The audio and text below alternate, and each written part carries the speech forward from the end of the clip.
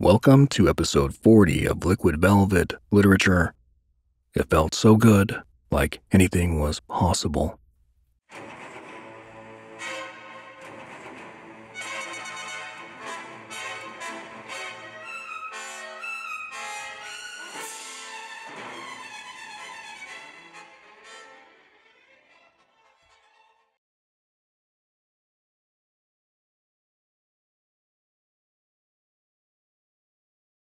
Welcome to episode 40 of Liquid Velvet Literature here on Prose Radio, the Big 4-0.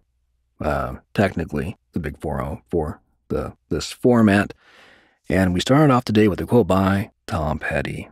What more can I say? It's fucking Tom Petty. I played him in the Heartbreakers while I made my coffee and got ready for the show. And I want to say thank you to Mavia for filling in yesterday for me for episode 39. I was definitely busy. Hangover, sorry. And she was so smooth and silky, and I appreciate the recording. And I listened to it in my car, and it sounds fabulous. Fabulous. What kind of word do you, why should I have said like magnifique? That was it. Fuck. Oh well, next time. Next time I'll get it. What else? A few good things coming up on the show today. I like the one of the featured, the requested pieces was of course a hint dropped by Mavia in the last video. Here we go. Okay. And first up is, no surprise, it's BeulaDaisle with Skatepark. There's a fire settling on my shoulder blades, cracking under the weight of the white sky, and there hasn't been a city yet where we haven't met. We're on this bloodless highway sprawling like tentacles of thoughts forming out your mouth. Every word is a delicacy, even here in the desert, where an ocean labored to fashion life out of its sand, eaten up by the sun upon the take of a first breath. And I'm left trying to turn this heat into a single sun ray, tuck it deep inside my eye for later, holding on to petals of flowers I've murdered to press inside a book, so later we can know this again like we did today. That's beautiful. That is beautiful. Thank you. And this one is Winter Heart. Forest Dwellers.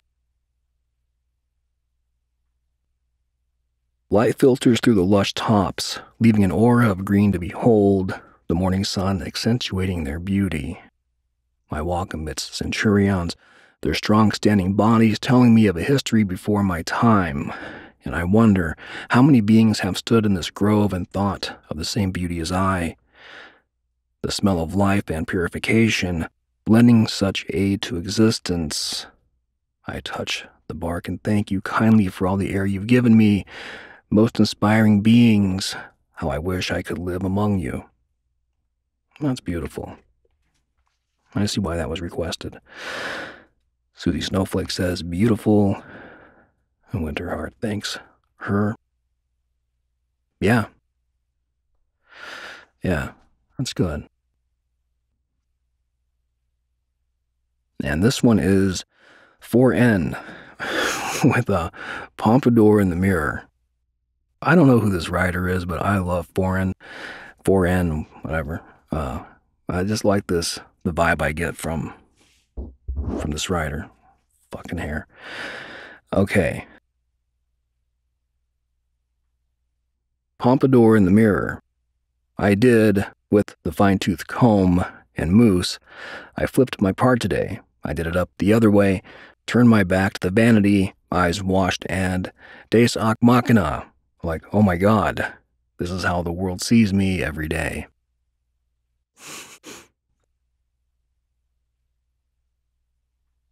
Yeah, that's good. Okay, and this one is DrSemicolon from Mavia's stomach growl, coffee growl, speaking of which. Here it is. Okay. Let that resonate. Let that join my blood. There it goes. Hold on. There's that moment, that first cup, it goes down, and you just feel it like, when you're hungover, not that I really am, but when you're hungover, that first drink of cold, whether it's water or iced tea, hits your veins, and it's like that cool, like, whoosh, that spiny spreading feeling. Okay, anyway. This is The Persistence of Memory by DrSemicolon. His love, outside of time, beyond the illusion of forever, was immemorial as it was eternal. Long before the human genome had been discovered and deciphered in cold, impersonal laboratories, his epigenetics had been warmly at work, laying down inheritable sentiments for his progeny. He built up a latticework of devotion to her where natural selection had no relevance. His love would persist through the ages.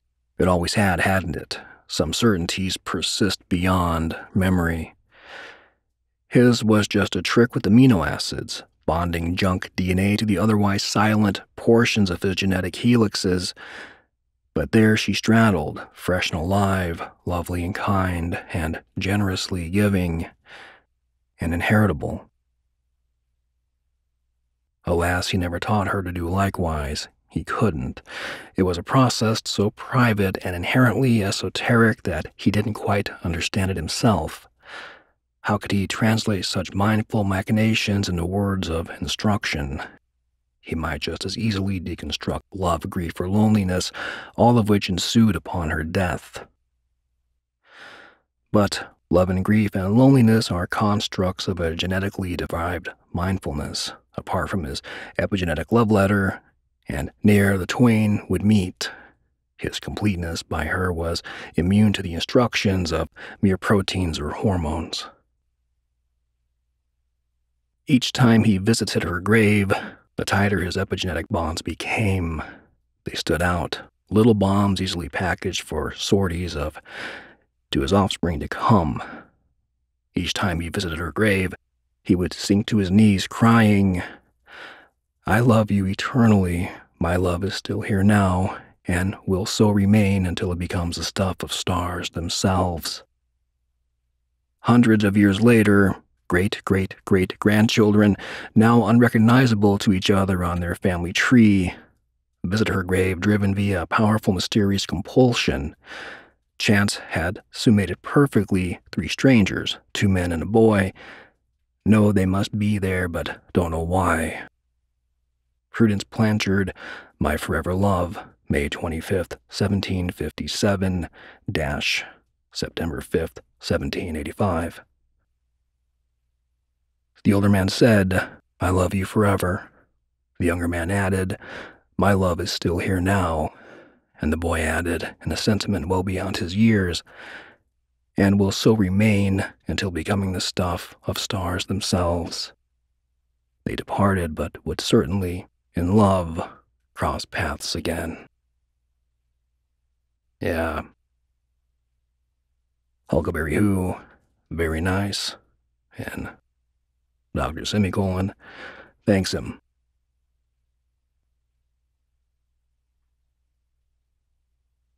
That is beautiful. Is it just me, or this kind of tied together with BeulaDaisle's piece?